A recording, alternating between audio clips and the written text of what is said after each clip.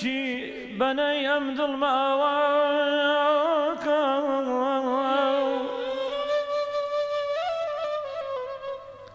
مساقی شمدلیم ساقی مساقي شمدليم ساقي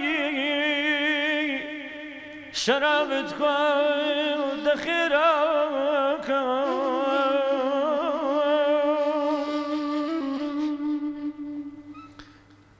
بوي بموزعد الشادليم بخينو بزمي برفاك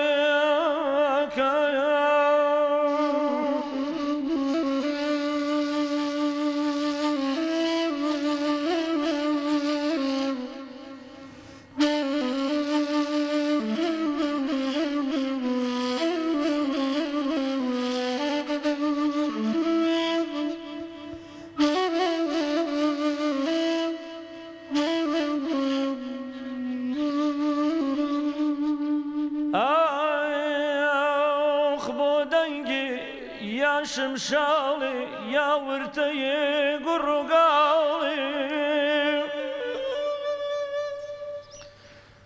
آخ بودنجي يا شمشالي يا ورتي قرقالي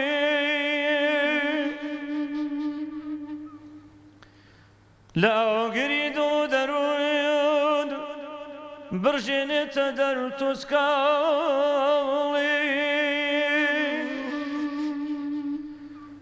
لخورا فريني خوتوي لكوتوي بقربالي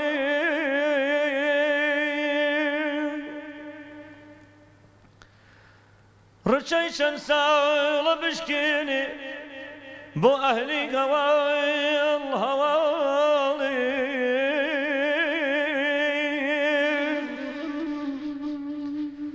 درمانك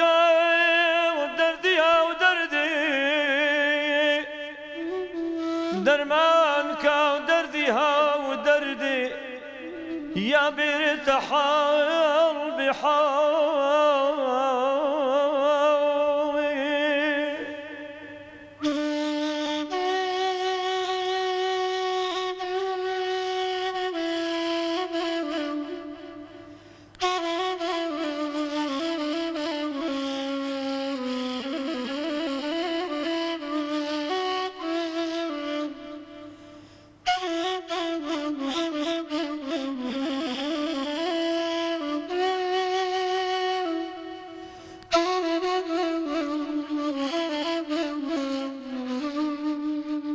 درمانك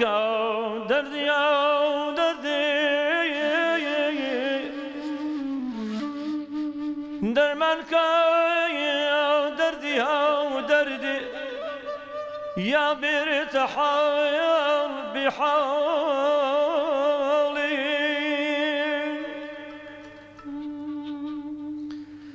حاشا لبور بخبخي لم تقنا قال مقالي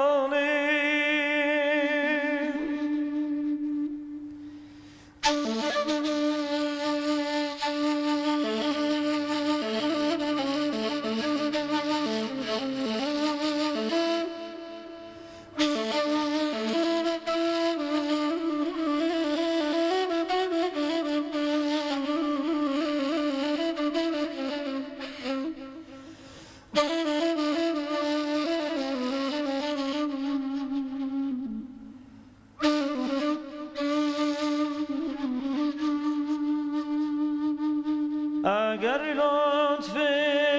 ارهابی یارم ایمانم بم پرشینم لباتی سایری دنیا کن بشاویدم تو بینم لباتی سایری دنیا کن بچاویدم تو بینم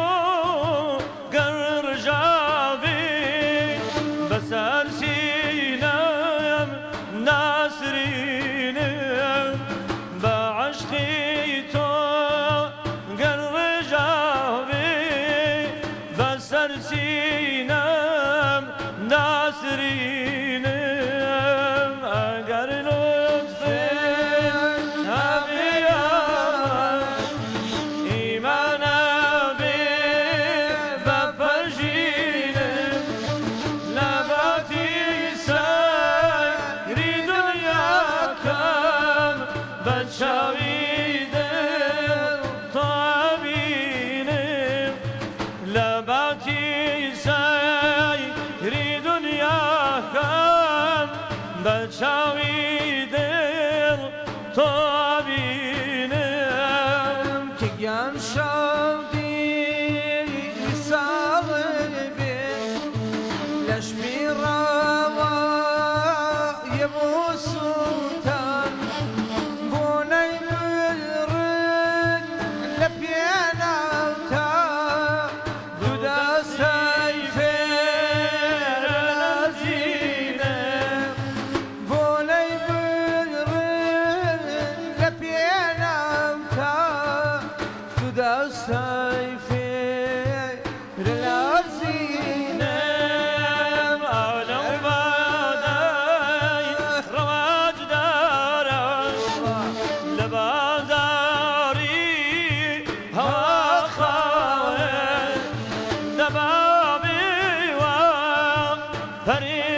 پریشانم ببیمینا یتاسینم دبابی و پریشانم ببیمینا یتاسینم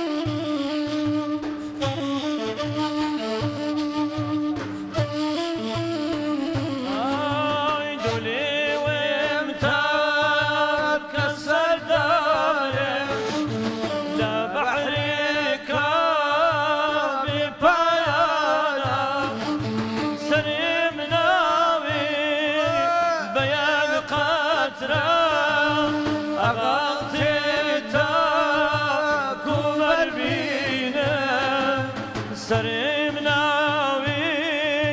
بیا خاطره اغلط تا کوبر بینم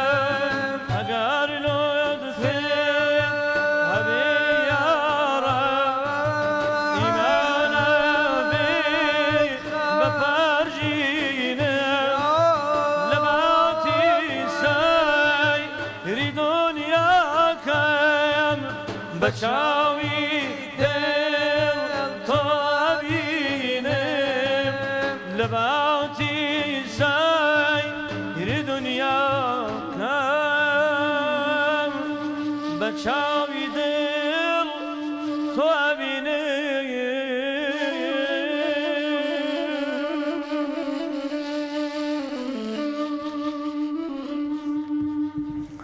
یه خوا دەستان خۆش بێ زەحمەتان کێشە دەستان خۆش بێ یاخوا بەخێر بێن بەڵێ یاخوا بەخێر بێن سەرچاومان بەناوی خوای بەخشندە و میهرەبان سڵاوتان لێبێت ئازان و خۆشەویستانمان تاعەت و ڕۆژوتان قبول بێت ئینشاءالله ڕەحمەت و بەرەکەتی مانگی پیرۆزی ڕەمەزان بڕژێت بەسەر هەموو لایەکاندا و بەسەر هەموو خێزانەکاندا ئینشاءالله ئازان و خۆشەویستانیش ئەم شەویش هاتینەوە خزمەتان و لە بەرنامەی سی گەوهەر لە خزمەت ئێوەی ئازیز و خۆشەویست دەبین ئەم شەویش کۆمەڵێک بڕگە و بابەتی زۆر جوانمان بۆ ئامادە کردوون چاوتان لەسەر شاشەی پامێ بۆی کە بچینە نێو کۆمەڵێک بابەتی ڕۆحی و کۆمەڵێک سرودی ئاینی لەگەڵیشیداوە چەند بابەتێکی جیاواز باز دەکەن ئینشاءالله کە بە دڵی هەموو لایەکتان دەبێت زۆر سپاس کاک دانیار بەڵێ دووبارە سڵاتان لێ ببینەرانی عزیز بەڕاستی ئەوە دێڕێکی هەمنموکریانی بیکردەوە بەس با زۆر کاتەکە نەکشم ئەڵێ شیوەنێکم پێ نەی کردو بەس من هێشتا لەژێر کاریگەری نەیەکەیان بەڕاستی زۆر دەستیان خۆش بێ بەڵێ لە ستۆدیۆی سی گەوهەر ئیشاءالله ئەم شەو لەگەڵتان ئابین گروپێکی زۆر جوانی کاک هێمن پێنجوێنی وەروەها میوانی زۆر بەڕێز کاک سەید فاروقی تەکیەخا لە ڕۆژهەڵاتەوە لەگەڵمان ئەبێت ئەم شەو زۆر بەخێر بێ سەید فاروق سپاس دەکەین سپاس دەکەین مامۆستا ئەکبەریش ئەم شەو هەر لەگەڵمانەوە کاک دانیار باسکردنی خێزانی تەندروست و وەروەها کاریگەری ئەم بابەتە عیرفانیانە لەسەر خێزان وەروە مامۆستا کامرانیش پێمان بە کاک دانیار هەر بەڵێ بابەتێکی عیرفانیمان هەیە کە باز لە بیرکردنەوەکو گەورەترین عیبادەت باز دەکەین کە زۆر جار هەنێ عیبادەت هەیە لەوانەیە بە بیرکردنەوە بگەینەوە عیبادەتەوە ئەنجام بدەینەوە باز لەو دەکەین کە چی بکەین بۆی کە بیرکردنەوەیکی دروستمان هەبێت لە عیبادەت و لە پەرستشەکانماندا زۆر ڕاستە یاخوا بەخێر بێن کاگەم من ئێوە تۆزە ئیستراحەت بکەن مانوو بوون لەگەڵ مامۆستایان تۆزێک شرۆڤە و گفتوگۆکەین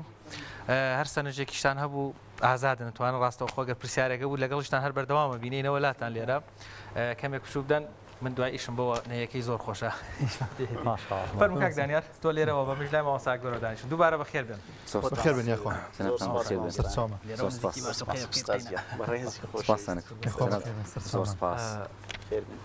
مامۆستا با لە مامۆستا سەری سپیترە مامۆستا کامران بەڕێز وەکو شارەزایەکی بواری ئەدەب و عیرفان ڕۆژگارێک کۆمەڵێک عاریفی ئێمە لە هەناوی ڕۆحێکی پاکەوە کۆمەڵێک دەردە دڵی خۆیان و خۆزگەی خۆیانیان خستۆتە سەر کۆمەڵێک کاغەز بۆ کۆتاییشە دەنگخۆشەکان ئەم بەیتانە بۆمانە خوێندنەوە ئەم حاڵەتە عیرفانیە ئەم ئیلهامە ئیلاهیە لە پشتی ئەو قەسیدە و دێڕانەوە هەیە کە بۆ ڕەسوڵ الله و پەیامەکەی بەیان کراوە بڕێزت وەکو کەسێکی شارەزا وەروەها عاریف و عیرفانی چۆن یان قسەت لەسەر ئەم بابەتە چییە؟ بسم الله الرحمن الرحیم سەرەتا سپاس بۆ جەنابتان بۆ ئەم میوانداریە گەرمە بەخێراتی ئەو گروپە خۆشەویست و جەنابی مامۆستاکەم یاخوا بەخێر بێن هاتنی مانگی ڕەمەزان لە جەنابتان و تاوای مسلمانان و برانی پشتی کامێرەوە هەموو ئەو بەرەزانێکی ئێستا لە خزمەتیانەین پیرۆزەکەم خوای گەورە بیکاتە مای ڕەحمەت بۆ هەموو لایەن ئینشاءالله طبعا بابەتەکەی من باسی فکرە بەس بۆ وەڵامی ئەو پرسیاری جەنابت ئەمە لە ئەدەبی تەسەووفە پێوترێ ئادابی سەماع بابەتێکی زۆر گرنگە کە ئیمامی تووسی لە کتێبی ئەلوماع و ئیمامی غەزالی لە ئیحیا باسیەکە و عاریفان باسییان کردووە شێخ جونەیدی بەغدادی ڕەحمەتی خوای لێ بێ فەرمێ ئێمە هەر لە ئاوازی ئەلەستو بەڕەبیکم قالوا بەنا ئێمە لەوێ مەست بووین ئێمە بە مەستیەوە هاتووینەتە ئێرە کاتێ هەر ئاوازێکی تری سۆزداری ئەبینین لە کانگای وجودەوە هەڵقوڵابێ ئێمە بەڕاستی جۆش و خرۆشێکمان پێدا ئەلبەت ئەو شعرانی کە عاریفەکان فەرمویانە کە شعر و ڕەمزیان کردوتە یەکێک لە دەستکەلای دەربڕینی هەستەکانی خۆیان سەرەتا قورئان بۆتە سەرچاوی ئیلهام بەخشیان چونکە قورئان جگە لەوەی کتێبێکی مقدس و پیرۆزی خوای گەورەیە یعنی مۆسیقایەکی تایبەت بەخۆی و دەربڕینێکی دڵڕفێنی تایبەت بەخۆی هەیە زۆرجار کە ئەچیتە خزمەتی ئەی خوێنیتەوانی هەست دەکەی یەکەم جارتە ئەم ئاەتانە ئەبیستی بۆیە ئەم هەستە وجودی لە قورئاناکە هەیە ئەم حاڵەتە معنەوی کە لە قورئانە هەیە تأثیری کردوتە سەر پێغەمبەر صلی الله علیه وسلم کە فەرمووی کە قورئانتان خوێندەوە بە سەوتی خۆش بخوێنەوە چونکە ڕوح ئەکاتەوە بەبەری قورئانە لەبەرەوەی فەیلسوفانی مسلمان یەک لەوانە سید حوسین نەسر فەرمێ ئەمە پێی ئەوەترێ هونەری مقدس هونەری پیرۆزی ئێمە لە سەوت خۆشی دەستی پێکرد کاتێک کە بانگ دانرا بۆ وترێ خەڵکی پێکەوە بکرێتەوانێ پێغەمبەر صلی الله علیه وسلم دوو سەحابە هاتنە خزمەتی یەکێک لەوانە حەزرەتی عومەر بوو کە لە خەوا بانگیان بینیوە کەچی فەرمووی بیلال تۆ بڕۆ بانگ بڵێ بە حەزەتی عومەر و بە سەحابەی تریشی نەفەرموو بە کەسی تری نەفەرموو چونکە ئەو ئاواز و سەدای حەزەتی بلال هەیە بۆ هیچ سەحابەیەکی تر نەیبوو بۆیە سەوت خۆشیەکە وەکو هونەرەکە و ئەم شیعرانەش وەکو ئەو سۆز و هەستەی کە مرۆڤ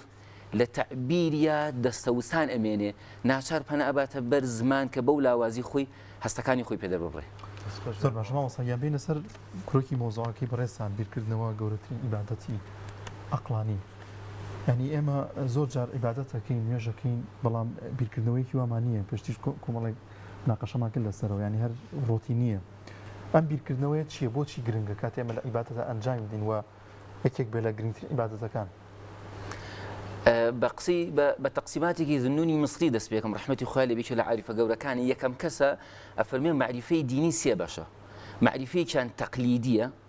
خەڵک لە باو باپیران و دینداری وەرئەگرێ چۆن ئێمە ڕەنگی چاومان بە میراتی وەرمانگرتووە لە جینەتیکە دیندارەکە جنەتیکە نوێژەکان ڕۆژوو ئەگرێ بەڵام هیچ ڕۆحێتێکی تیانە ئەمە دینداری عوامانی خوا لە قورئانە فەرمێ قولوا آمنا بالله بەدەم ئەڵێن ئامنا قولوا بەدەم بڵێن طبعا ئەمە قبولە مەقبولە هەموو فیرەق و بەتابەت ئەشاعیرە و متەسەویفە فەرمون ئیمانی تەقلیدی دروستە ئینسان پێچێتە بەهەشت وەکو نەجات بەڵام ذنونی مصری فەرمێ ئەمە ئەوەندە هەش و هەزیلە بە سادەترین گومان هەڵەوەشێتەوە ئەم وجودە نابینێت دەلیلە لەسەر بوونی خوا بەڵام بەدیار شووتیەکەوە ئەگری کە لەسەری نووسراوە ئەڵڵا ئەمە دیندارێکی زۆر تەقلیدی بێ کوڕەکە بەڕاستی ئەفەرمێ مەرتەبەی دووهەمی ئیمانی بەڵگەرایانەیە هی عالمەکانە کە داوای بەڵگە ئەکەن بۆی خوای گەورە ئەفەرمێ شەهید الله أنه لا إله إلا هو وأولو العلم والملائكة وأولو العلم قائما بالقسط خوا خۆی شایەتی ئەدا و مەلائیکەتەکان و ئەو ئەهلی علمانەی کە علمیان هەیە خوای گەورە خاوەنی ئەم وجودەیە بۆیە ئەمانە ئیمانیان لەسەر بەڵگەیە بەڵگەش بەدەست نایە ئەگەر بە بیرکردنەوە دەست پێ نەکا طبعا بیرکردنەوە بابەتێکی عەقلانیە لای فەیلسوفەکان بازەکرێ بەڵام ئەمەندە بابەتێکی گرنگە لە قورئانە ئەوەندە گرنگی پێدراوە ئەو ئاەتانەی کە باسی بیرکردنەوە و تێڕامان ئەکا زۆر زیاتر و زۆرتر لەو ئاەتانی کە باسی نوێژ و ڕۆژومان بۆ کرد بۆیە ئەمە لە ناو عیرفانە خۆی خزاندوتە ناو عیرفانەوانێ پیاوێکی گەوری وەکو ئیمامی هەڕەوی بەڕەحمەت بێ کتێبێکی بەناوی مەنازل السائلین طبعا ابن القيم بەڕەحمەت بێ شەرحی کردو بەناوی مەدارج السالکین في منازل السائلين ئەفەرمێ لە بیدایەتی هاتنە ناوەی مرید بۆ جیهانی معنەویەت پێویستی بە تەوبەیە بە مراقەبەیە بە محاسەبە و لە ئەخیرا ئەفەرمێ سەرەتا پێویستی بە یەقظەتە بە ئاگاوە بێتە ناو ئەم جیهانی معنەویەتەوە یەکێک لە قۆناغەکان ئەفەرمێ پێویستی بە تەفەکورە ئەبێ بیر بکاتەوە ئەبێ عەقڵی ئیش بکە بپرسێ بۆ ئەم ئیشە ئەکا و تەفەکور لە بەرامبەر زاتی خوایە کە بریتێ لە تەحقیقی تەوحید چییە ئەی لە بەرامبەر ئەعمالی خوایە چییە کە بریتێ لەوەی ئێمە ئەم مەخلوقاتە ببینین ئەی لە صیفەتی خوایە چییە کە بریتێ لە پابەندبوونی ئێمە بە شەریعەتەوە ئەم بابەتانیان بەستۆتەوانێ بە تەفەکر و بەبیرکردنەوە ئیمامی غەزالی بەڕەحمەت بێ لە ئیحیاء طبعا کتێبەکەی چوار بەشە بەشی ئەخیری ناوی ڕبع المنجیاتە ئەو چوارینەیی کە ئێمە ڕزگارەکە لە قیامەت و لە دنیاشە بە چی شتێک ئێمە ڕزگارمانە بێ طبعا دە کتێبە باسیکە هەشت کتێبیان باسی تەوبەیە باسی مراقەبەی نەفسە باسی محاسەبەیە باسی خەوف و ڕەجاعە نۆهەمینیانە فەرمی بریتە لە تەفەکر یەکێک لە ڕێگاکانی ڕزگاربوونی ئینسان بووی ڕزگار بێت لە دنیا و قیامەتە بێتە تەفەکر چونکە مەگەر خوای گەورە نافەرمی ئین فی اختلاف الليل والنهار لآيات لقوم يعقلون بۆ ئەو کەسانە کە عەقڵ بەکارهێنن ئەو مفەسیرە بەڕێزانی وەکو ئیمام فەخرەدین ڕازی وەکو ئیمامی سەفەدی وەکو ئیمامی ماتوریدی کە خاوەنی فیرقەی ماتوریدیە بەڕەحمەت بێ وەکو زەمەخشەری کە مفەسیرینی عەقڵانی ئەم ئومەتەن تەفسیرەکانیان لەسەر ئاساسی عەقڵ کردووە زۆر بە وردی ئەچنە خزمەتی ئەم ئاەتانە ئەفەرمون بۆیە ئەفەرمێ لقەوم یعقلون چونکە ئەمانە بە عەینی عەقڵ ئەڕوان نەشتەکان نەک بە تەقلید لە باسی حەزرەتی ئیبراهیم خوای گەورە فەرمێ ونوری ئیبراهیم مەلەکوتە السەماوات والأرض وليكون من الموقنين ئیمامی ماتوریدی فەرمێ بۆیە فەرمێ وليكون من الموقنين بۆ ئەوەی ئیبراهیم بە ئەدیلە بە بەڵگە بە بیرکردنەوە بە عەقڵ بێتە خزمەتی خوا چونکە ئێمە لە عیرفانیشە عاریفەکانە فەرموو شەمسی تەبریزیە فەرمێ بەڕەحمەت بێ ئەفەرمێ عەقڵ هەتا بەردرگای ماڵی یار ئەدبا ئێمە بەچی بیسەلمێنین خوا هەیە ئێمە پێویستیمان بە بەڵگەی عەقلیە بۆی بیسەلمێنین خوا هەیە بەڵام پێویستیمان بە عیرفانە بۆ ئەوەی خۆمان بۆ خوا بسەلمێنین بکەین دوو ڕێگاکە ئاواڕوە. داخوا دەست خۆش بێمەوەسا هەر بۆ تەکمیلەی ئەو بابەتی کە مرۆڤێک بە یەقینەوە بە بیرکردنەوەوە گەیشت خوای ناسی خوای دۆزیەوە ئیتر هیچ مەجالێک ئەمێنێتەوە بۆی ڕۆژی لە ڕێگاکە لابە. تاوان مەجالەکەی زۆر کەمترە بۆ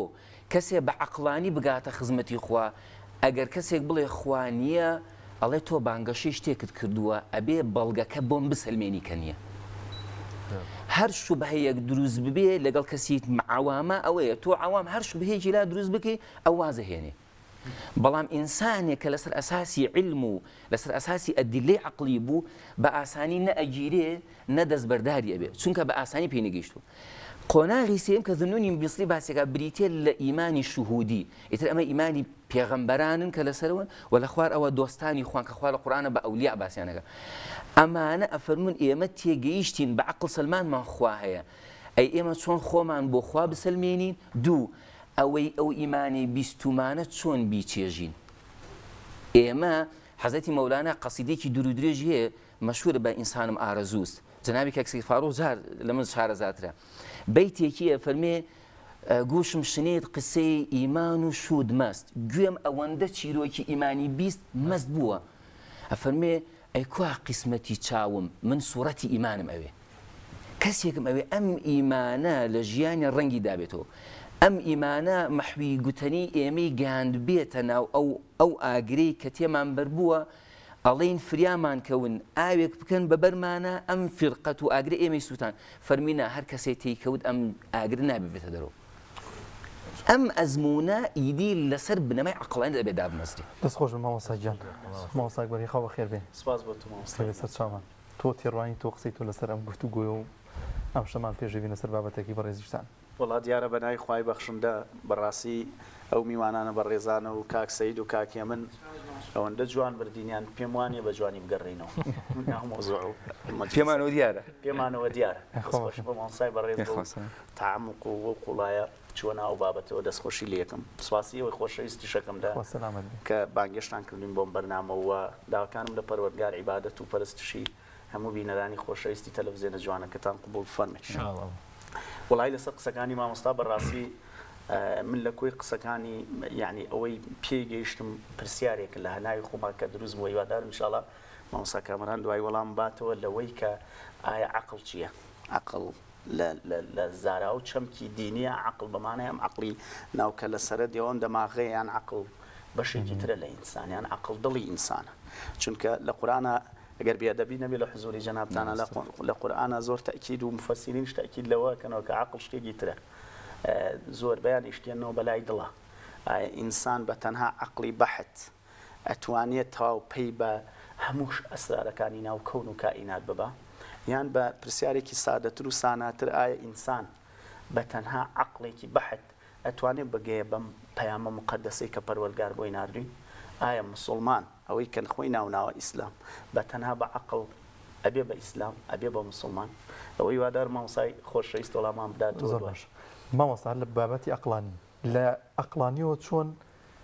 پرۆسەیەکی هاوسەرگیری و خێزانی دروست بکەین عەقڵ چۆن بەکاربێنین بۆ دروستکردنی بناغەی خێزان. بەڵێ طبعاً پەروەردگار کاتێ بڕیاری دروستکردنی ئینسانی داوە هەموو نەخشە ڕێگاکانی ژیانی لە لای خۆی بەرجەستە بووە یعنی بڕیارەکانی نەخشە ڕێگاکەی پێش وەختەی بڕیارەکانی بووە پێش ئەوەی من و تۆ بەدی بێنی مرۆڤایەتی بەدی بێنێ کەون دروستکە شتەکان بەرجەستە بکە پلان و نەخشە ڕێگاکانی ژیانی لە بەردەسا بووە زانیەتی مرۆڤ بۆچی خاتناوم جەنگەڵەوە زانیەتی کەون و ژیان و زەوی و هەموو ئەم شتانە بەچی ڕووناکە بنەوە بەچی دروستە بن بەچی ئەمەیەن بەچی مەبەستە ئیلاهیەکان بەدی دێن یەکێ لەو شتانەی بەلای پەروەردگارەوە زۆر بە ئامانج گیراوە خێزانە خێزان پایەکی گرنگی وجودی ژیانە بەڕاستی یعنی سەیری بکات لە سەرەتای دروستبوونی ئینسانەوە پەروەردگار بە بیانووی شەڕێک مرۆڤی خستۆتە سەر زەوی ئەوێ ئەم شەڕە بە چەند شتێک بک بە ئاشتی لەسەر زەویە بک بە چرا لەسەر زەویە یەکێ لەو شتانەی ئێوێ لە ڕێگەیەوە ئەم چرانە ڕوونا بکاتەوە بریتێ لە خێزان خێزان یەکێکە لە کۆڵەکە هەرە گرنگەکانی بەڕێوەبردننی کۆمەڵگە بەگشتی مرۆڤایەتی بەگشتی و لە پشتیشیوە مەبەستێکی قوڵی ئیلاهی هەیە لە وجودیان لە ژیاندا بۆیە پێویستە ئێمە وەکو خێزان بەڕاستی بگەڕین بە دوای ئەوەی مەبەستە ئیلاهیەکان چییە لە دروستبوونی ئێمە بەداخۆ ئێمە لەم فەوزا جەنجاڵ و لەم ژیانە لەم بارودۆخ و زروفەی مادیاتە بە چەشنێوەن بووین بە ئاسانی کەشفی ئەو دەلائیلانە ناکەین کە پێویستە خێزان بیزانێت لە ئێستادا پێم وایە ئێمە لە هەموو شتێک شارەزاین لەو مەبەستە ئیلاهیانە نەبێکە پەروەرگار خێزانی لە پێناوە بەدیهێناوە کە مرۆڤی لە پێناوە بەدیهێناوە بەداخۆ ماوە ساکبەر هەر پێوەست بە خێزان و ئەو بابەتانە باس لە جەنجاڵی دنیا کرد ئەو مەجلیسێکی ئێستا مامۆسایانی شەڵا دواتری شەر کۆمەڵێک بەرهەمی ئاینی و عیرفانی جوانمان پێشکەشەکەن چ کاریگەریەکی بێت لەسەر خێزانی کورد لەسەر خێزانی موسڵمان لەسەر خێزانێکی ئاسایی ئەمانە کرێ بڵین ئاڕاستەی خێزان بکە خێزان بڵعیان لێ وەربگرێ لەناو ئەو جەنجاڵی ترا کە هەمانە خۆ دەزانی ئێسا کە شەڕەکان بەڕێز ڕاوێژکاری خێزانی دڵیان ڕەنگە هەزاران بەداخەوەیە کە کێشە هەبێ ئەم مەجلیسان چ کاریگەریەکان لەسەر خێزانێ خۆی ئوستاز لە ڕاستیە خەو دەرفەتی پشووە بەجەستە کۆمەڵی بابەتی ڕۆحانی و عیرفانی دەرفەتی پشووە بە نەفس ئینسان زۆر گرنگە لەناو ئەم جەنجاڵی کە باسی یەکەین بگەڕێ ئەو شتانە ئەوداڵ بێت بگەڕێ بزانێ ئەو شتانە چین کە نەفسی ئینسان تێرەکات ئینسان لە دوجارە ئەو شتانی پێویستە کە لێنە ڕۆحیەکانی خۆی پێپڕ بکاتەوە ئەم سرودە ئاینیانە ئەم پەیڤ و پەیامە جوانانە کە بەڕاستی لەگەڵ خۆیان بە چەشنیەت بات ئەدگەیەنێ بە لووتکەی مرۆڤ بوون بەو باڵای کە ئیتر ئینسان قابلیەتی ئەوەی هەیە بەس ئینسان پێ بگا لە ژیانە ئەگەر ئینسان ڕۆ بچوایە لە ناو وشە جوانەکانی ئەم بەڕێزانە تێکەڵە بوو بە کۆمەڵێ بەهای گرنگی ئەخلاقی و ئینسانی ئەچووە ناو دنیایەکەوە کە بەڕاستی دنیای کەمالەت بێ لەم دنیا جەمالەتە تۆزێ دوور بکەوێتەوە بێگومان ئەم پەیڤی ئەم بەڕێزانە ئەم هونەرە قەشەنگە جوانە دینیانە کاریگەری گەورەی دەرونی لەسەر خێزانەیە هەموو ئەو بۆشایانە پڕەکاتەوە لە برێەوەی خێزان پەنابا بۆ کۆمەڵێ شتی لاوەکی کە ئارەزۆکانی تێر بکە لێرەوە ڕۆحی تێرەکات یعنی ئەم دەرچە ئەم دەلاقە ئەم دنیا بینیە بەڕاستی ئینسان ئاراستەی خۆی بکات بۆشاییەک نامێنێتەوە بۆ بەرجەستەکردنی ئارەزۆکانی زۆر بەکەمی ڕێیەکەوێتە سەر ئەو شتانەی کە خراپ بن بەداخەوە ئێستا لە کۆمەڵگەی کوردیە کەلتوری کوردی وەکو چەمکەکانی تر وەکو ڕەهەندەکانی تر زوڵمێکی زۆری لێکراوە جاران سەیری بکە ئەو سرود و ئەو نەشیتە جوانانە ئەو هۆنراوە قەشەنگە ئاینیانە کە ئاراستەی خێزانەکانە کرا هەمووی بەهای ئەخلاقی تیا بوو هەمووی وای لە خێزانە کرد پابند بێ بەدابوو نەریت پابند بێ بە شتە گرنگەکانی ژیان بەڵام ئێستا هونەر وای لێ هاتووە حرمەتەن بۆ مجلیسە بۆ بینەرانی بەڕێز و ئەو میوانان بەڕێزانە هونەریان وا لێ کردووە کە ئینسان پێی عیبە لەناو خێزانە گوێی لێ بگرێ کە بەشێکی کە ئێستا لە ئێستادا بە شێوەیەک هونەرە عامەکە ئاراستەیەکی گرتووە کە تیرێکی ژەهراویە بۆ ناو خێزانەکانمان تاو ئاراست بۆیە زیندووکردنەوەی ئەم هونەرە ئاینیانە زۆر پێداویستیەکی گرنگە بۆ ناو خێزانەکانمان پێم خۆش بچینە لایوان بەس حەزەکەم مامۆستا کامەران خۆشم وەکوڵێ هەم محتاج و هەم ئەو وەڵامی پرسیارەکەی مامۆستاگۆر بە تەڵ مامۆستاگۆر هێن مامۆستایان ێزانم بەڕێزی پێشکاریەکە دواتر ئەچینە لای ئەوان زیاتر لەگەڵیان مێنینەوە وڵای مامۆستا لوتفی فەرموو من ڕاستی شایستی ئەوە نیم هەر سپاسی گەورەی یەکەم طبعا بەڵێ لە کللتوری ئیسلامیمانە لە لای زۆربەی فیرەق و عولەماکان عەقڵ ئەتوانێ مرۆڤ بگێنێ بە ناسینی خوا چونکە ئەگەر عەقڵ توانای ئەوە نەبیایە خوای گەورە لە قورئانە ئەم هەموو هاندانانی نەئەکرد يعني لسورة بقرة خوي جورا فرمي وإلهكم إله واحد لا إله إلا هو الرحمن الرحيم إمام زمخشري فرمي كأم آياتها تخورواني أهل قريش تان إما السياسات والشخص بالتبرسين يعني شيء ما بين بو إله يجواز لما نبيني إمشتي لما جورت المعنى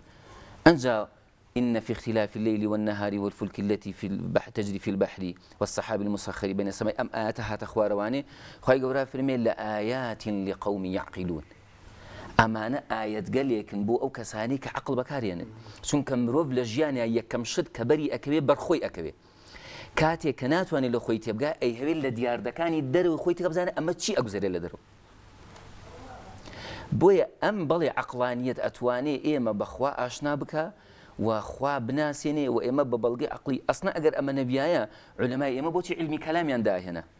ئەم هەموو بەڵگە عەقڵانیانە بۆچی ڕیزەکرد لەسەر بوونی خوا پێغەمبەرایەتی بەڵام ئەوەی کە گرینگە نازدارە ئەو ناسکێتی کە لە تەسەووفا هەیە عەقڵانیەت زۆرجار ناتوانێت بمانگەێنێتە ئەوە ئەمەش حەقیقەتێکی ترە چکە ئەوە پەیوەندی بە تەزکیەوە هەیە کە ناسکترە لە حکمت و لە تعلیمی کتاب و لە تیلاوەتی کتاب بەڵێ عەقلانیەت ئەتوانێ و زۆر گرنگە مامۆستایانی بەڕێزی ئاینی ئێمە ئەم بابەتە زۆر ئاوری لێ بدەنەوە و لە پەروەردەی ماڵەوەمانە زۆر بەڕاستی تەرکیزی بکەنە سەر یەک ئیضافەیەک بۆ قسەکەی مامۆستا لەسەر هونەر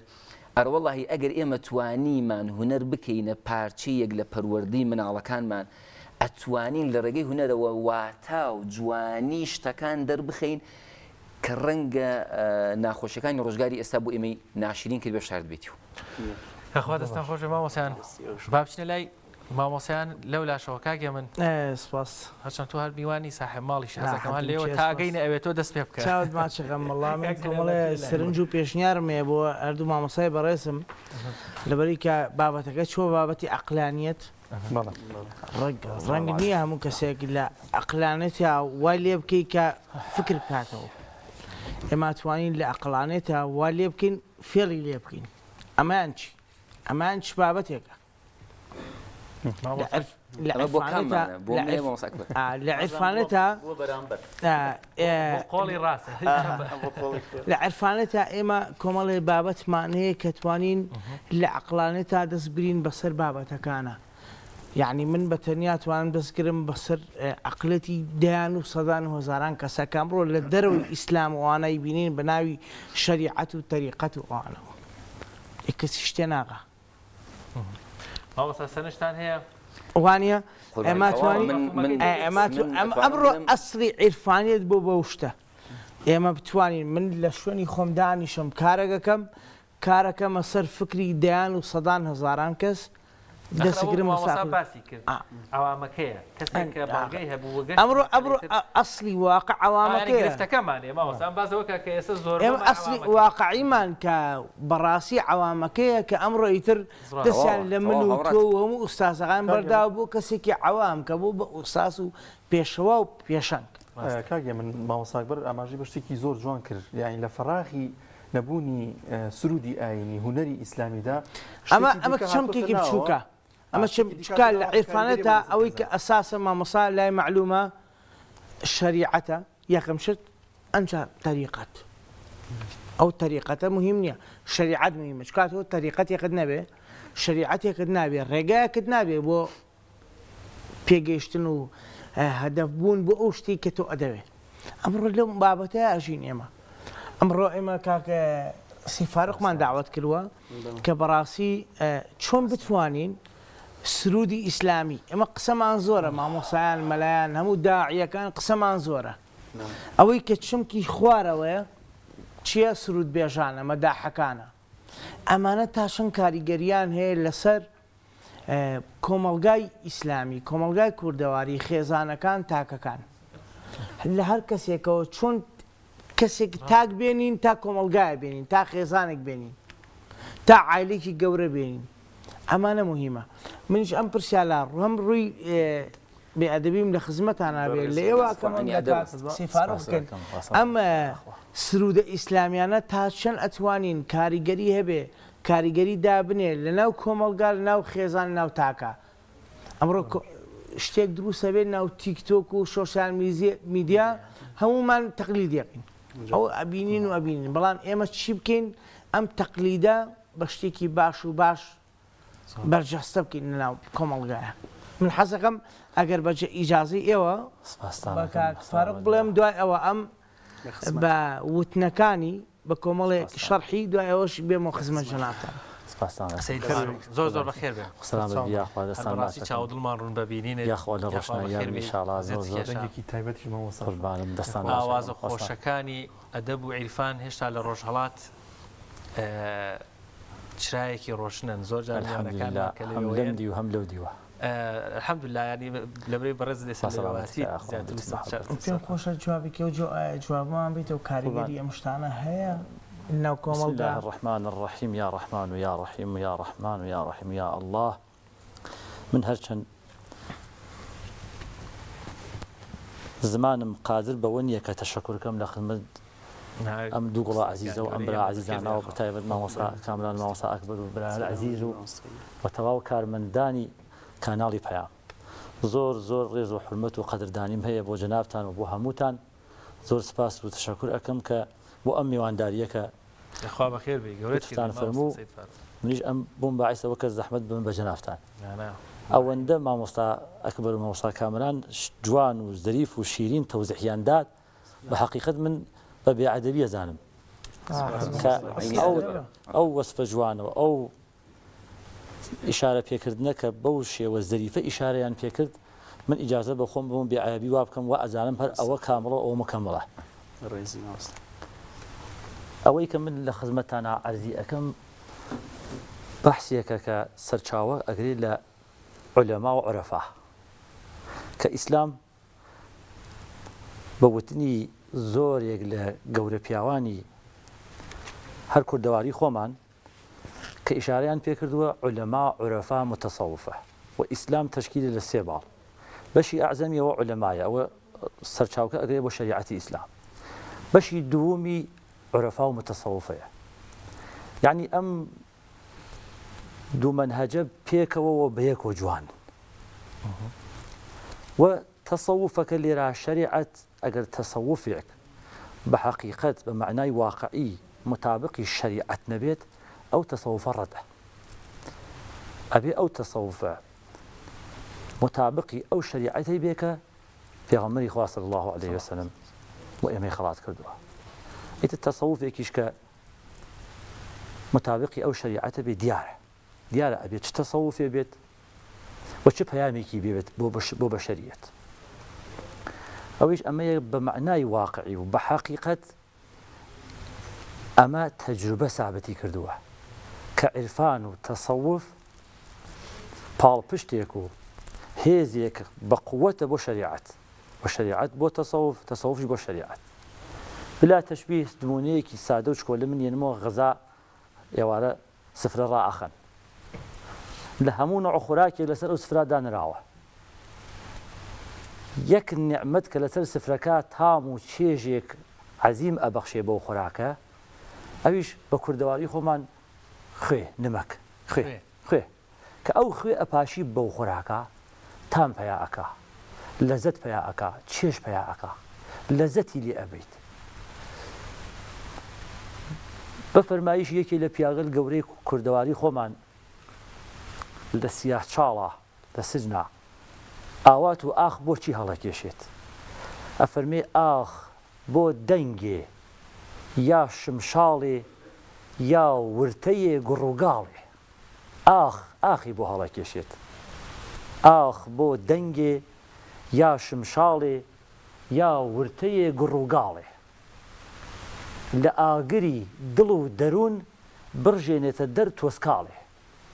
لە ئاگری دڵ و دەروون لە خەو ڕاپەڕێنێ خەوتوویە لە کەوتوویە بگرێ باڵێ زۆر مهمە لە ئاگری دڵ و دەروون بڕژێنێتە دەر تۆسکاڵێ لە خەو ڕاپەڕێنێ خەوتوویە لە کەوتوویە بگرێ باڵێ لە کەوتوویە ڕچەی چەند ساڵە بشکێنێ بۆ ئەهلی هەواڵ هاواڵێ ڕچەی چەند ساڵە بشکێنێ سبحان الله يعني بحقيقة انتفاضة دروسك لقلبه انقلاب أكا لقلبه آخ بو دنجي يا شمشالي يا ورتي قرقالي لآقري دلو درون برجين تدر توسكالي لخو رابريني خوتوية لكوتوية بقري بالي رچي چند سالة بشكيني بو أهلي هوالي درمان كا دردي هاو دردي يا بيري تحال بحالي پس ئێمە نەتیجە ئەگرین تەسەوف و عیرفان لە دڵە و لە قەلبە و قەلب و دڵ کە مەرکەزە تڕەقی ئینسانە ئینقلاب دروستەکە ئینتفاضە دروستەکە شۆڕش دروستەکە بەڕاستی ئینسان متحول ئەکا ئینسان دەرگای دڵی ئینسان باز ئەکات کە دڵیش باز بوو دەرگای دڵیش باز بوو ئیترەوە ئینسانە لەزەتە بە چێژە بە هەم لە شەریعەت وهم لطريقات بمعنى هم لتصوفك من داوای لێبوردنەکەم لە خزمەتی هەیە کاکسی فاروق بۆ ئەم بابەتەیە کە پێشکەشمانی بە حەقیقەت من دڵم نەی ئەخواست من ئەو بێئەدەبیە بکەم و ئیجازە بە خۆم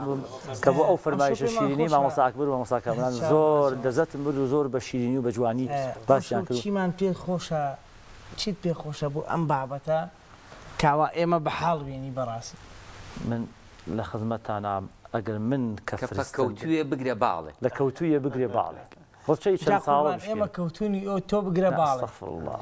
بە ئوستادی خۆت و بە شارەزایی خۆت و ئێمە کەوتین و باڵمان بگرە و ئیشەڵا قوربان من تەسەوف کینەوە حاڵ و ڕێی ڕاستی بگرین ئینشاءالله ئینشاءالله خوای گەورە بیکات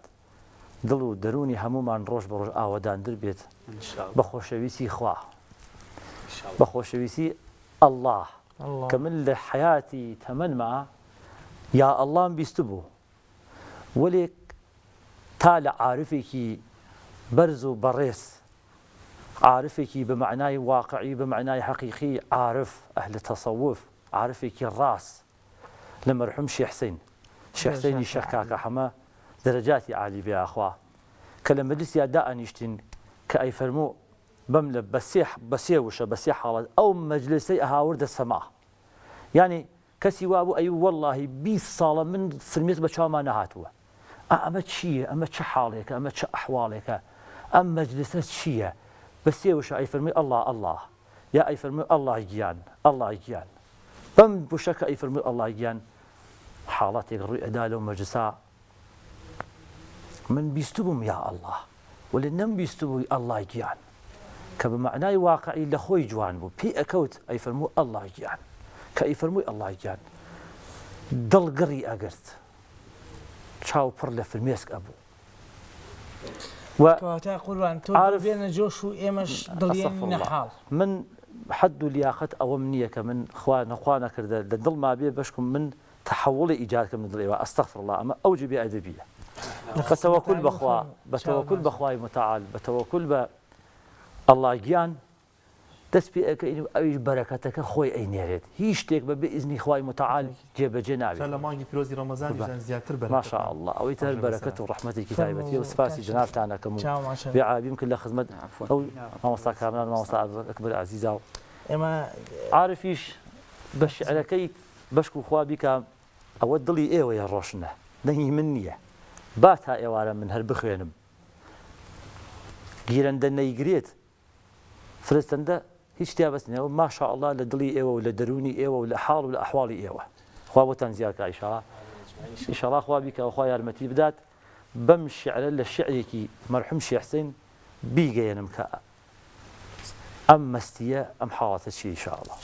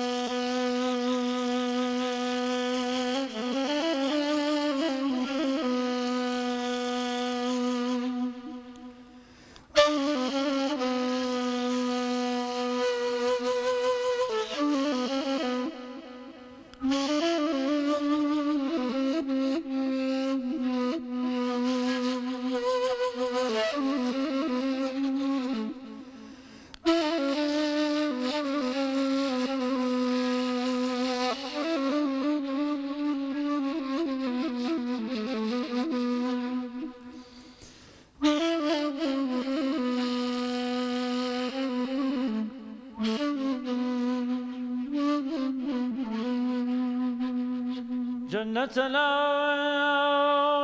بزار تنشتم ناڵەیێنی وەشەوە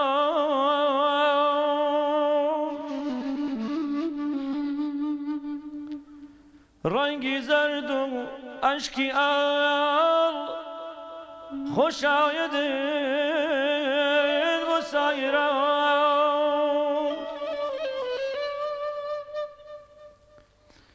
جەننەتە لەو بێزاری تەنیشت و ناڵەیێنی وەشەوان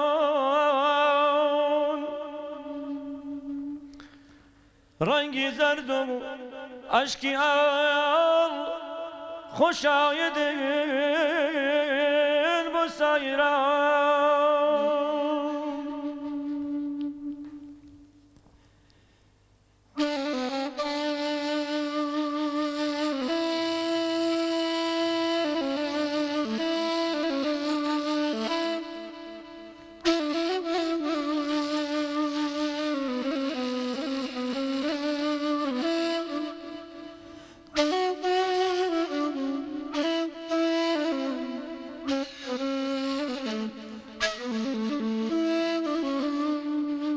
بلبل بێهودە دەناڵێم پەسەوانە بۆ گوڵێ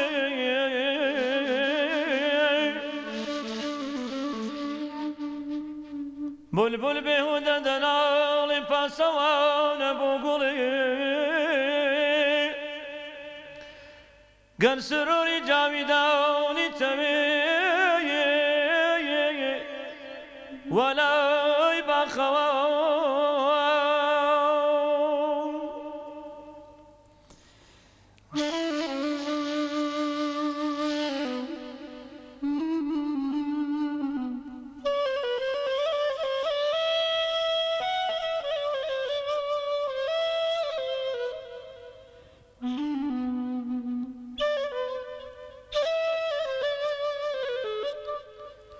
بابو خەڵکی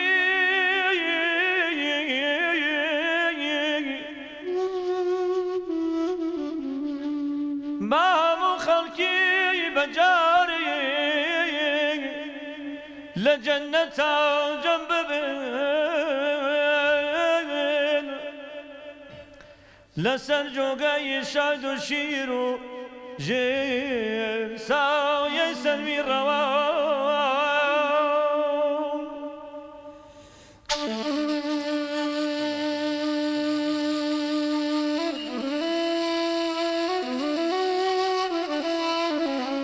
الله الله الله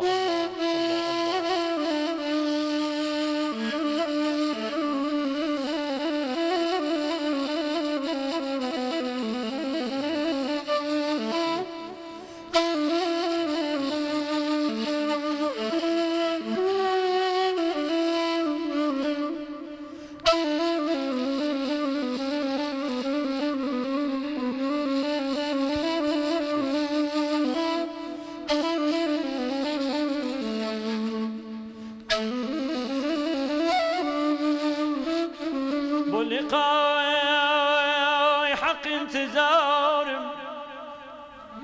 بلقاي حق انتظار چی بلا پریان و حور بلقاي حق انتظار چی بلا پریان و حور ناموي قصر وقصور آوي كوثر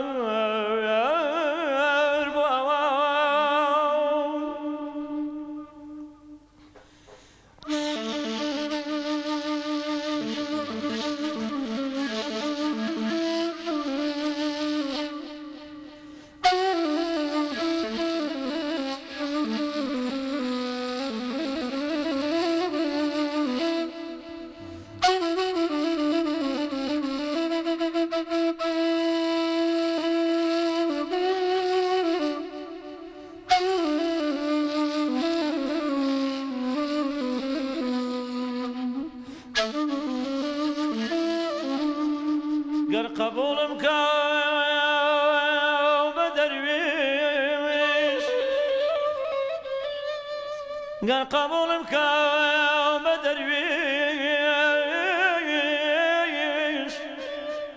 بوي قداوي دركي خموي نايدم بتختو تالارو كشكو جاي شاكاون نايدم بتختو تالارو كشكو جاي شاكاون مولاي صلي وسلم دائما ابدا على حبيبك خير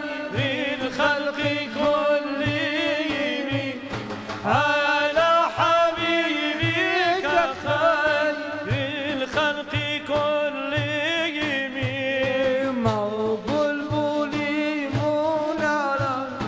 در گلستان احمد ما بلبلی منالا دریای سان احمد مولوی ممجد عمار ما محمد مولوی ممجد عمار ما محمد مولاي صل وسلم دائما ابدا على حبيبك خير الخلق كلهم على حبيبك خير الخلق كلهم من فيزي بانتهاء بين الرحمة خدا لا يبو إمام الهدى فتقم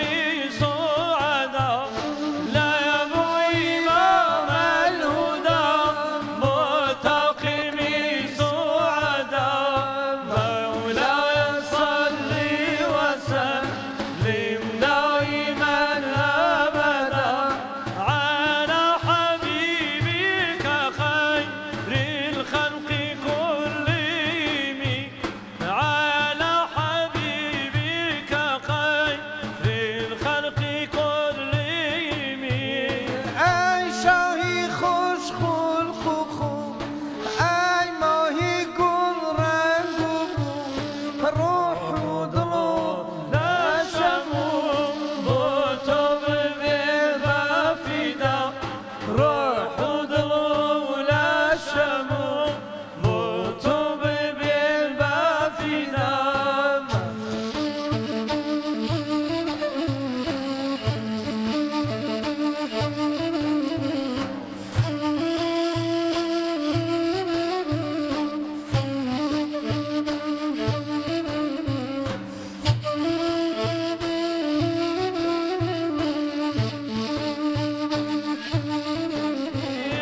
یادی توی درمانی من یادی توی درمانی من طبیبی دردکم ما علاجی دردکم سجردم کیدم ما علاجی دردکم سجردم کیدم مولاي صل وسلم دائما ابدا على حبيبك خير الخلق كلهم على حبيبك خير الخلق كلهم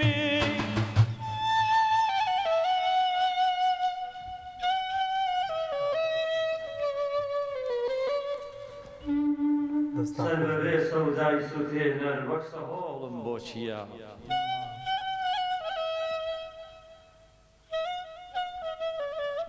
سەربەبێ سەودای سوتێنەر وەک سەهۆڵم بۆ چییە؟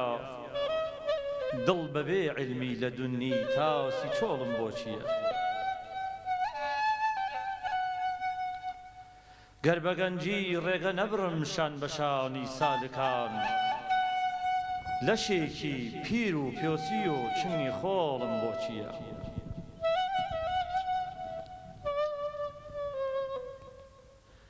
خۆی نەبەخشێ پێم بە هەست و لەمس و دەرکی معنەوی خۆی نەبەخشێ پێم بە هەست و لەمس و دەرکی معنەوی بەم هەموو عەیبەوە عابای فش و فۆڵم بۆ چییە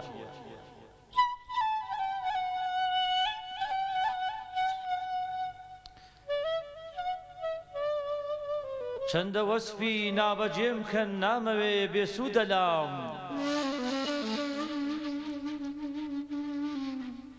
چەندە وەسفی نابەجێم کەن نامەوێ بێسوودە لام وەک ئەڵێن خۆشە لە دوور دەنگی دەهۆڵم بۆ چییە ئەگەر دەستەکانم ببڕن هەر وەکو مەنسوور ئەڵێم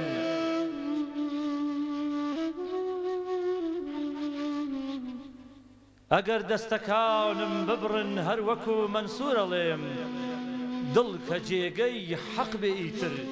باڵ و قۆڵم بۆ چییە حاڵی بێحاڵی و نەبوونی وەجد و بێسۆزی دەروون دەروێش بە سارد و سڕی من بۆ لە بۆلم بۆ چییە سەد کەڕە شوکر موریدی شاهی کەس نەزانم من وام لەسەر ئەم ڕێگە ڕاستە پێش و دۆڵم بۆ چییە کەسی تالب لە لب و مەغزی ئەم شیعرە تێبگا خۆی ئەڵێ وا هاتمی تر ڕێگەی چەوت و توێڵم بۆ چییە سەرکە جۆشێکی نەبێ من زرکە تاڵم بۆ چییە دڵ کە هۆشێکی نەبێ شیشەی بەتاڵم بۆ چییە بەسەڵامەتەن ئینشاءڵڵا دڵتان نەبزێ ئینشاءڵڵا دەستی پەنجەی ئێوەش خۆش بێ ستان خۆش سپاس کاگالانی خۆشەویست چاو ماچەکەم سپاسان کاگە من ناوبڕێک وەرەگرین دواتر بەردەوامە ئینشاءڵڵا ئازان و خۆشەویستان دەچینە لای ناوبڕێک و دواتر بەردەوام دەبین تۆپ ئارت تاکە بریکاری تۆڕی میدیایی کۆمەڵ بۆ بەرهەمهێنان و بڵاوکردنەوەی ڕێکلام ڕەمەزان لە ڕێکلامە ڕەمەزان لە ڕاستیە مناڵی ناسن درەنگە فریا ناکەوی باش دایگەنی ساڵسم کوڕم هەسەوابانیە پارشێو ناکەم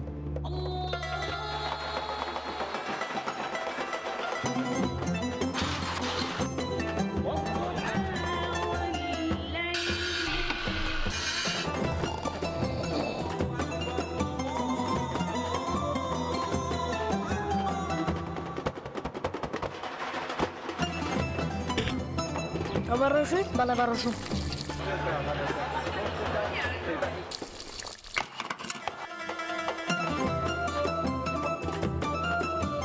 ڕەمەزان وەک ڕێکلامەکان بێت یاخو ژیانی ڕاستی با هەوڵدەین زۆرترین تێشوی قیامەتی تیا کۆ بکەینەوە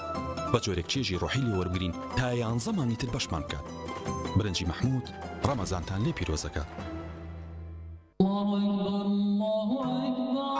نوێژ ئەو ئەرکە ئاینیەی کە بنەما و کۆڵەکەی دینەکەمانە هەمومان لە ڕەمەزاناندا بە خوشوع و تامەزرۆی زیاترەوە هەست بە تام و چێژ و ڕەحمەتەکەی دەکەین بە هیوای ئەوەی دوای ڕەمەزانیش و بێ پچڕان و بە ئیستیقامەوە بەردەوام بین لەسەری و ڕەمەزان بکەینە مانگی عادەتکردن بەم ئەرکە پڕەحمەتەوە شیری ئاڵتونسا ڕەمەزانتان لێ پیرۆز دەکات.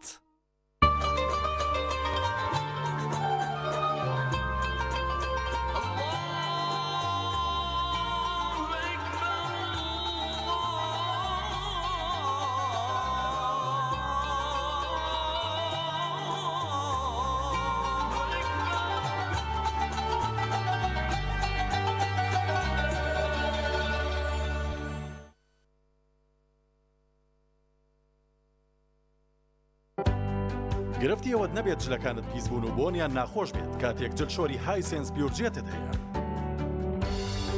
ئەم جلشۆرە سیستمی هەڵمی تێدایە بە تەواوەتی جلەکانت لە پیسی پاگەکاتەوە و بۆنێکی خۆشیانەداتێ و ناژێڵێت چرج ببن. سیستمی ئینڤێرتەری تێدایە و ڕێگرێتەوەی هەر گرفتێکی کارەبایت بۆ دروست بێت. دیزاینێکی جوانی هەیە و کواڵیتێکەشی هێچکار بەرزە. لە یەکادا هەم جلەکانت بۆ شووە و هەم بە باشترین شێوە وشکیانەکاتەوە و ناژێڵێت جلەکانت چرچ و لۆچیان تێدایە. ڕوبەرێکی گەورەی هەیە و 10 کیلۆگرام پۆشاک لە خۆڵ ئەمانە و چەندین تایبەتمەندی تر لەم جۆرە نوێی جلچۆری هایسێنسدا بۆ تۆ ئامادەکراوە. ئایا پێت وایە تەنها مناڵ ڕۆژانە شیر دەخواتەوە؟ نەخێر، پورە 700 ڕۆژانە شیر دەخواتەوە. جگەلەوەی زۆر حەزی لێیە بە کولێری گەرمەوە. پێویستی بە پێکاتەکەشێتی چونکە دەوڵەمەندە بە مادەکانزایی و ڤیتامینەکان کە زۆر پێویست و سوودبەخشن بۆ جەستەی. بەڵام هەموو شیرێک نا، شیرێک کە سروشتی بێت وەک شیری ئاڵتویسا. تۆژی تر پێویستە ڕۆژانە شیر بخۆیتەوە. کۆمپانیای کاروانی مەدینە. کۆمپانیای کاروانی مەدینە گەشتەکانی ئامڕەی دەست پێ دەکات بۆ هەردوو شاری مەدینەی درەوشاوە و مەککەی پیرۆز بە باشترین خزمەتگوزاری و نرخی گونجاو بە سەرپەرشتی مامۆستا کەمال غەفار و بەڕێبەرایەتی مامۆستایانی ئاینی شارەزا و دڵسۆز. کۆمپانیای کاروانی مەدینە بۆ حەج و عومرە. ناونیشان سلێمانی شەقامی بازنەی مەلیک مەحموود بەرامبەر نەخۆشخانەی بەخشین. بۆ زانیاری زیاتر پەیوەندی بەم ژمارانەوە بکەن. ئۆبێرە بەهێزترین موبەریدەی پلاستیک، دیزاینێکی نێوتوانەیەکی بێوێنە لە پاڵنانی هەوا، فلتەرێکی ئەستۆری ئۆرجینەڵ، کەمترین دەنگی هەیە و دەگرمانە، ماتۆری ماگنێتی تۆربۆیە و 100 پلەی خێرایی هەیە و بە 2 ئەمپێر کارەبا کار دەکات. دەبڵ واتەر پەمپە، بۆری و پلاستیکەکەی ڕیسایکلین نییە و بەرگەی پەستانی زۆر و ساردی و گەرمی دەگرێت. شاشە و کۆنتڕۆڵی هەیە و دەتوانرێت لە ڕێگەی وایفایەوە کاری پێ بکرێت. ئۆبێرە شایەنی ماڵی تۆیە. هەرچەند لە یەکتر دوور بین دیسان پێک دەگەینەوە، ئێمە بۆ یەکتری پشتین نابێ بیرتان بچێتەوە. وەرە عازیز نزیک بینەوە، دڵمان بۆ یەک بکەینەوە، بە یەکەوە بەهێزترین با دوور نەکەوینەوە.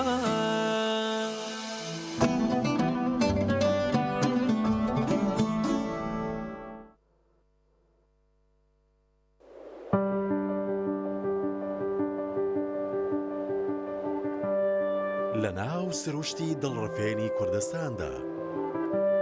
لە کەشێکی سەردەمیانەی دڵنشیندا باڵخانە و ڤێلاکانی مایۆرکا سیتی بنیاد دەنرێت. پرۆژەیەکی ناوازە، سەرسامکەر، شاکارێکی ئەندازیاری، لە هەر جێیەکەوە سەیریەکەیت پارچەیەکە لە جوانی.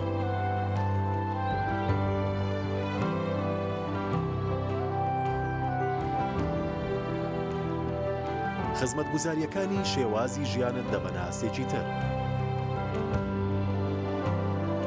ئێرە زیاترە لەوەی بە خەیاڵت دادێت، زیاترە لەوەی بیرت لێ کردوتەوە، زیاتر لەوەی شارێکی نمونەی پێت دەبەخشێت.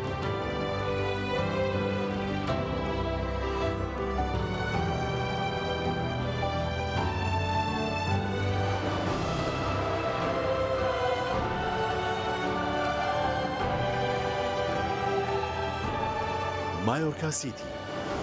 جوانیە لە دڵی سروشدا.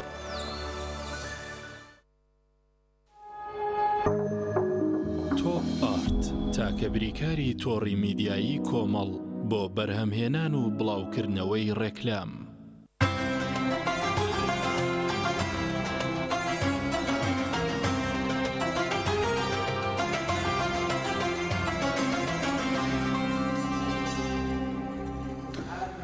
بەڵازان و خۆشەویستان لە ستۆدیۆی سیگەوهەر لە بەرنامەی سیگەوهەر بەردەوام دەبین لەگەڵتاندا.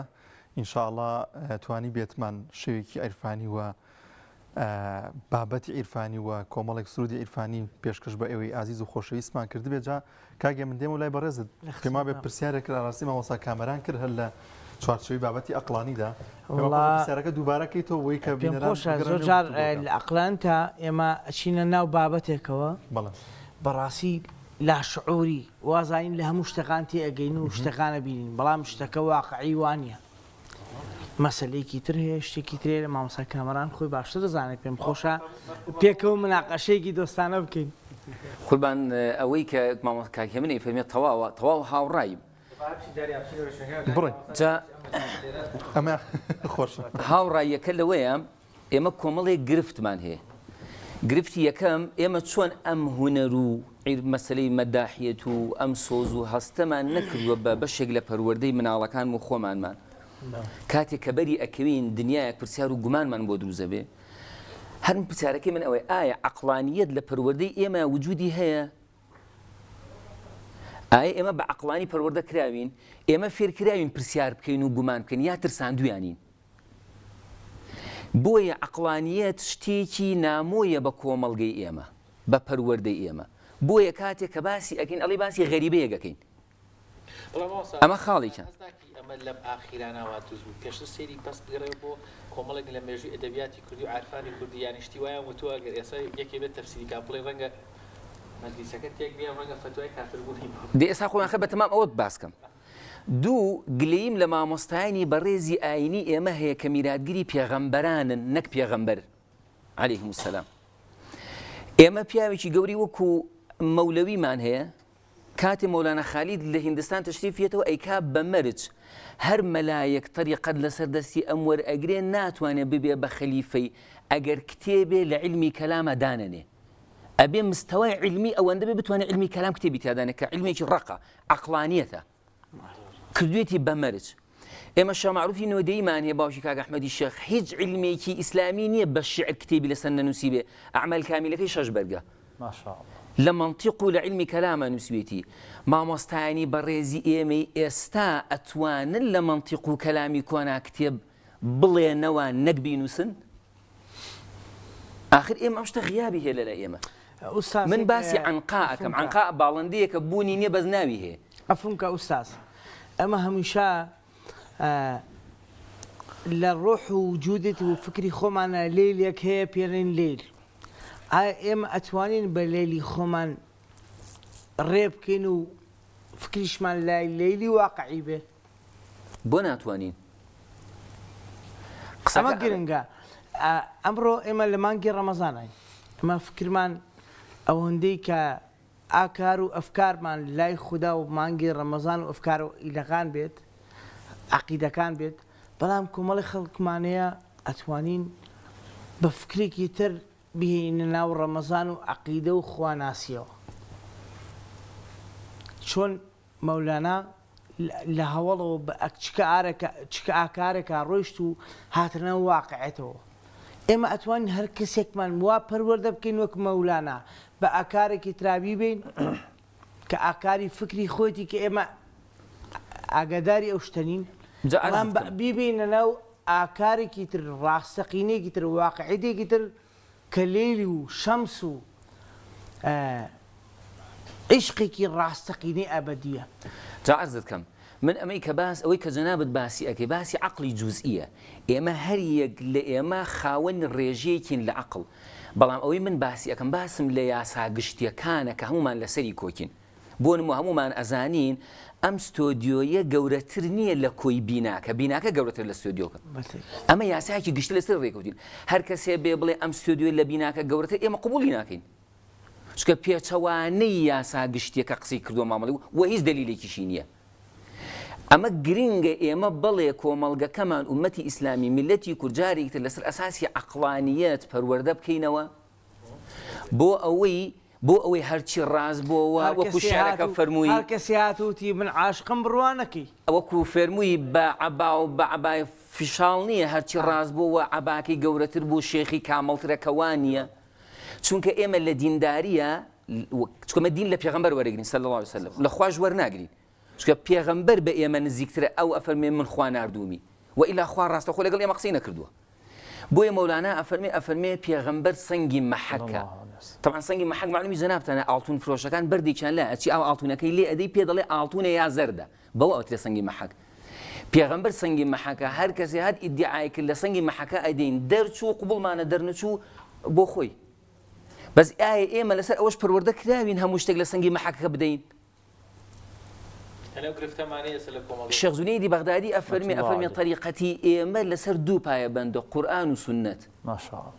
سنت یعنی ئەخلاقی پێغەمبەری خوا نەیفەرموو لە قیامەتانە ئەو کەسانەتان لە منۆ نزیکن کە نوێژ و ڕۆژووی زۆرە فەرمووی ئەقرەبەکم ئیلەیە مەجلیسەن ئەحسەنکم خولوقا کێکتان ئەخلاقیش باشتر بوو دێ با ئێمە بزانین کێمان ئەخلاقی ئەو کەسانە لە پێغەمبەر ئەچێ کە ئەوی دیعا قورساناکە صلی الله علیه وسلم ئێمە پێوەرمان هەیە ئێمە میزانمان هەیە ئێمە لەو میزانە ئەدەین ئێمە سیتیسکانێکمان هەیە لێ ئەدەین دەرچوو بها ونعم دەرنەس و سپاس بۆ خۆی زۆر مامۆستا ئەکبەر تێڕوانی تۆ لەسەر بابەتی ئەقلانی لە نێو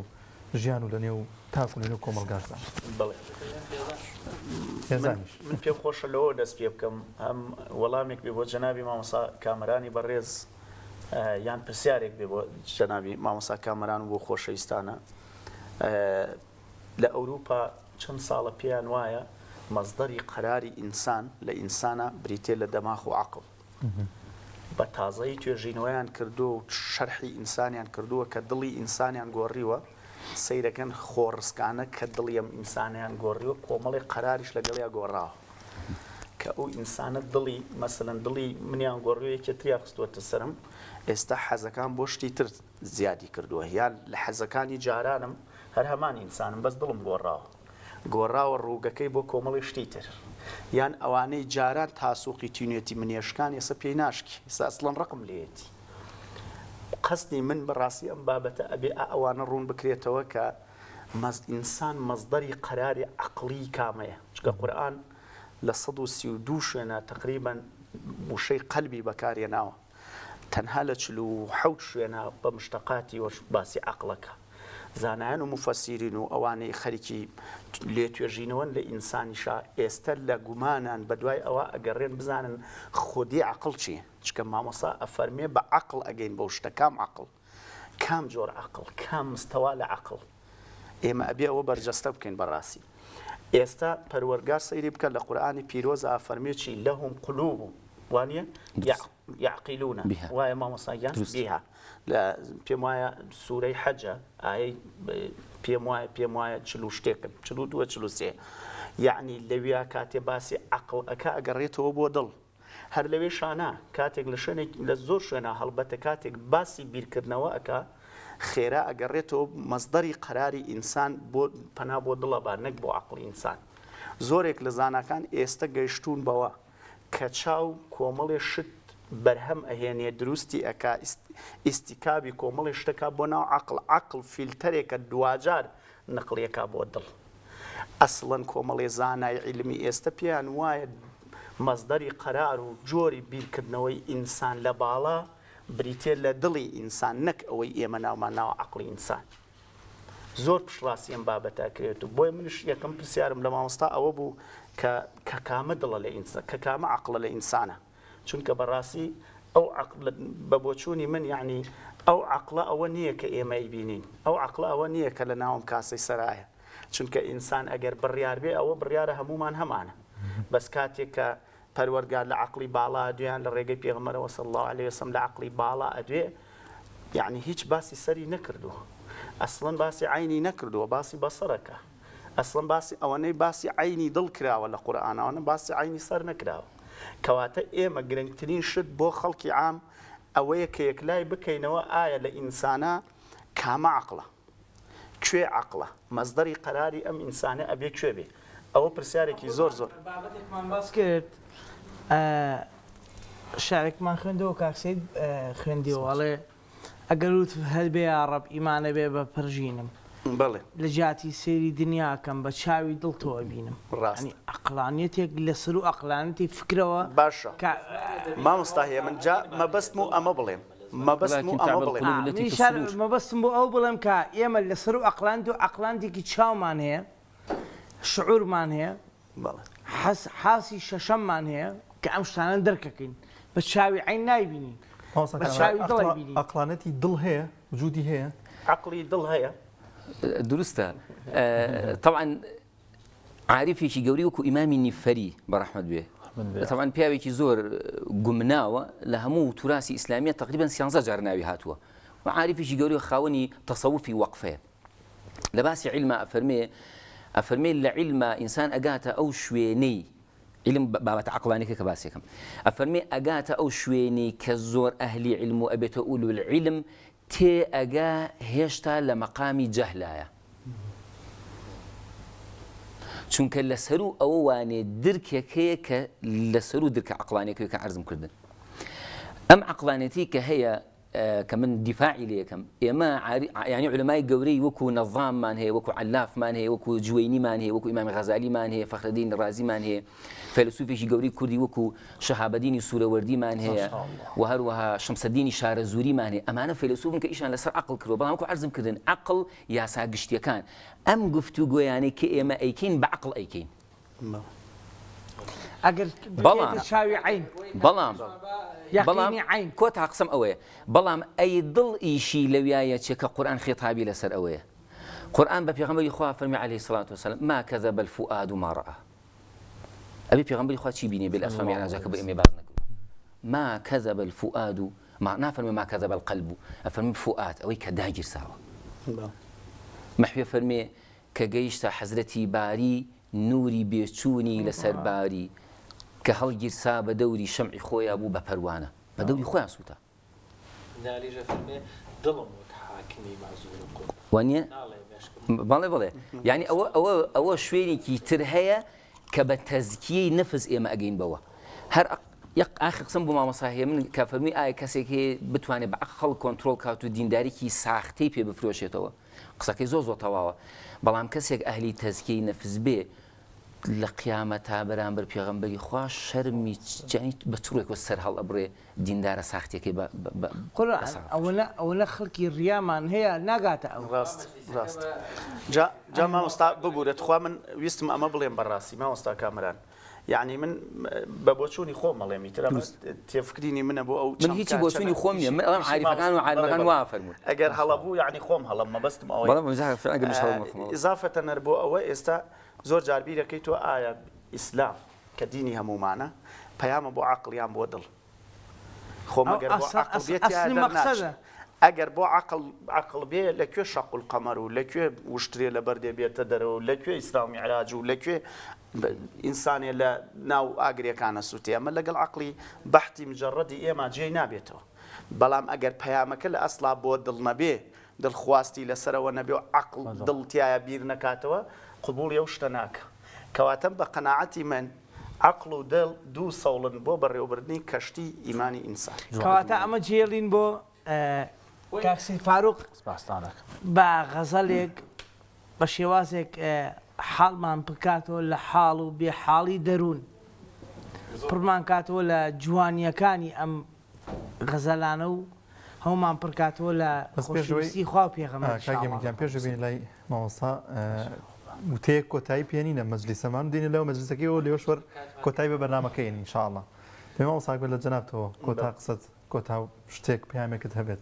والله من هلبت عندي قسم كل بيام ابو زياد لسنوري خوان بودايلي وبلا ما وصاوله جماعه الخوش يستقبل دوتي قمك انسان بدو صال فيري قصه كدنا ببلام 6 صال يويك بيدمبي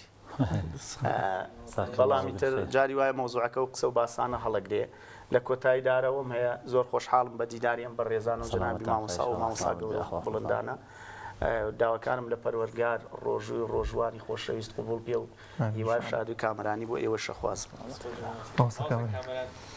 لەبەر ئەوەی مانگی ڕەمەزان مانگی بیرکردنەوە و تەفەکورە زۆر گرنگە لە کاتی ختمی قورئانە هەر قورئان نەخوێنینەوە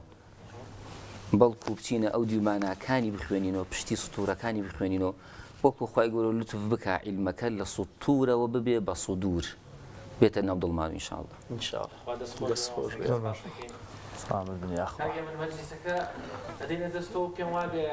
سپاس بۆ ئێوە سپاس بۆ تۆ کاکشوان کاگەکبەری خۆشەویست مامۆستا کامەران ئوستازانی خۆشەویست ئەمڕۆ ئەم شەو میوانێکمانە بوو کاک سیفارۆق لە ڕۆژهەڵاتەوە هاتبوو کاگە داستان کاکا بڕای خۆشەویست ببورن ئەدەبیەکمان کردوێ ئەوەندەی کە توانایەکمانە وێویستمانە خەڵکێک بە ئاگا بینەوە لە پێش خەڵکەوە خۆمان ئەگەر هەڵی شتێکمان هەبوو بێ بەم مانگی ڕەمەزان و خێر و بەرەکەتا بڕۆینەوە و شتەکان باشکەینەوە بە مناجاتێکی کاسەیت ئێمە کۆتاییێنین بە بەرنامەکە و ئیشاڵڵا لە کاتی تر و بەرنامەی ترا لە سی گەورەکە گەوهرێکی ترە بەخشینەوە بەم بەرنامەیە شوێک لەگەڵمان ئینشاءڵڵا لەگەڵ هاوکارم کاردانیار مادام هەرێمە خواحافیزێکی من لە سپاس دەکەم ئەلبەت هەروەک ئێوە ئێمەلاتان و ساحەبی بەرنامە بم و هەر شەوێک لە شەوەکان لە سی و گەوهری بەرنامەکەمان هەر شەوێک سی گەوهرێکی جوان پێشکەشەکەین و سپاس بۆ ئێوە خۆشەویست خوا دەستان خۆش بێ یاخوا بەخێر دەستان ماچەکەم من بە حقیقت بەدڵ حەز دەکەم بەو فەرمایشە جوانانە کە ئەمەش بێئەدەبیەکەم من لە خزمەتانە ئەو فەرمایشە شیرینانە من ئێمەش بەڕم پێێتەوە حاڵە گرین و ئەچینەوە و تانەک خانەقا ڕۆحە ماندووەکەی خۆمان یاخوا قوربان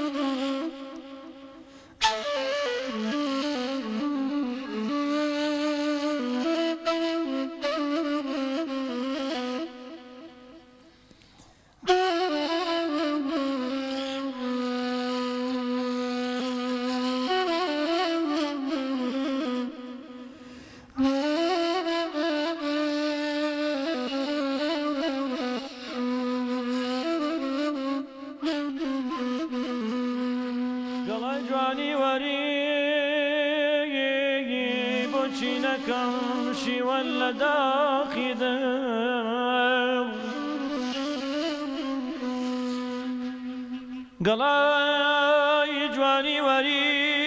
بۆچی نەکەم شیوەن لە داخی دڵ ئەبێ چۆن بێتەوە غونچە خەزانیا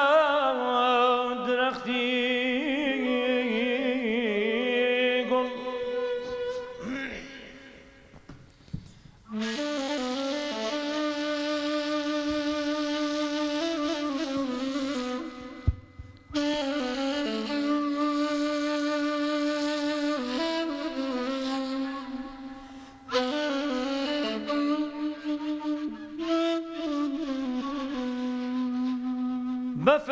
بەفرمێسکیش بدەماوی بە پەرپوتی ئەبینم چۆن بەفرمێسکیش بدەماوی بە پەرپوتی ئەبینم چۆن دارکە پیر بوو ناچەمێت و سەری تەعزیم بکە حاصل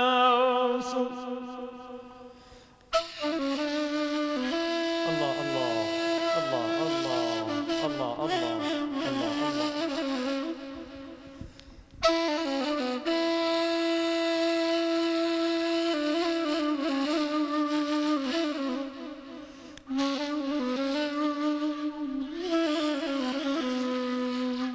ڕەوی سێبەری خەستی ژیر بەسستی برتە سەر غافڵ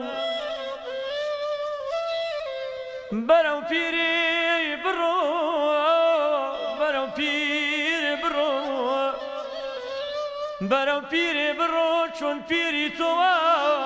لە مەیخانە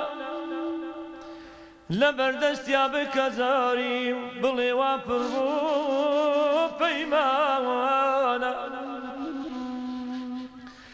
بە ئاهو ناڵەی گەرمێ گەڕامەوە پەشیمانە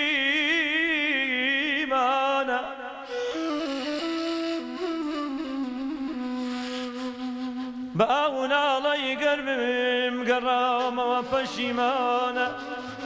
گەر نەزەری بکا پیرم بە لوتفی خۆی حەکیمانە هەموو بینەمە داحوم خادم لە حزورك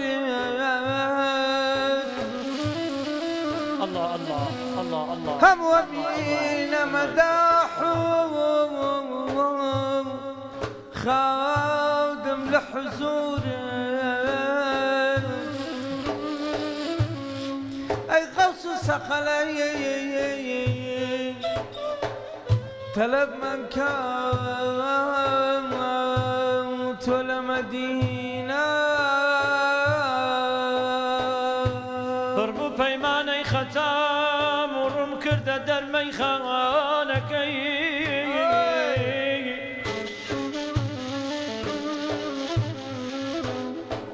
ببزيلي وهات الجواب وفرموي كاريوانكي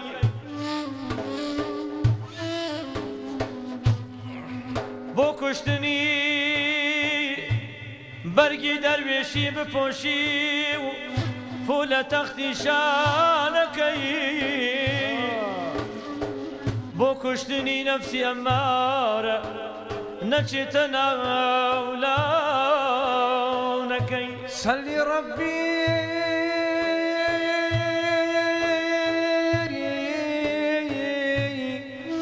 ألف ألف على نبي المصطفى فسواني درك منابي فسواني درك منابي أمار الرسوانكي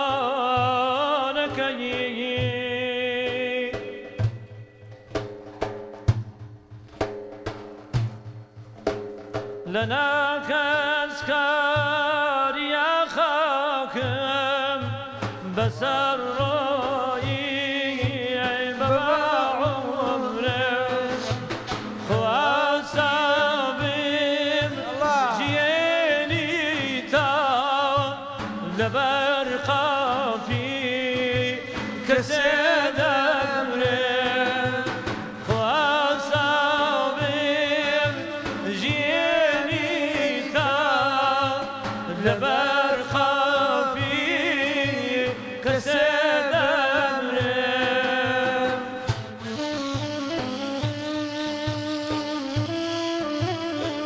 الله الله الله الله الله الله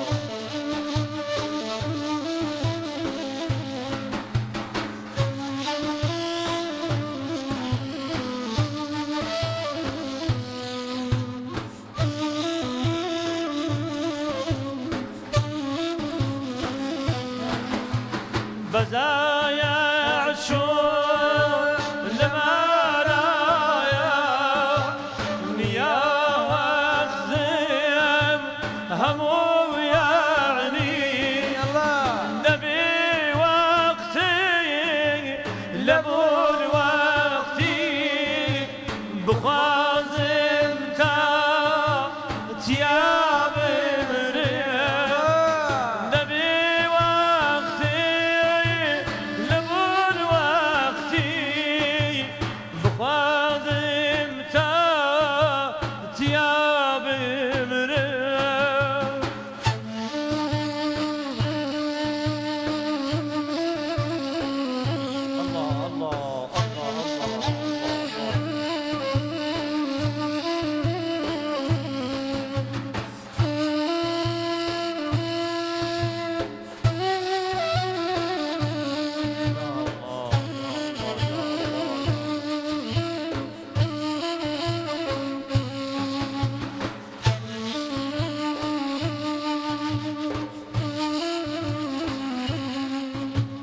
بزايا عشور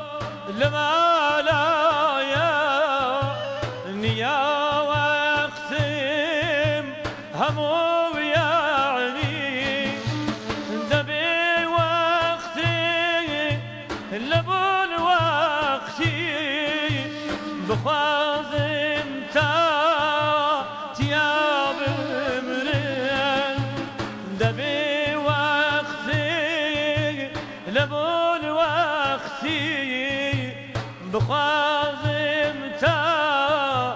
تياب مرن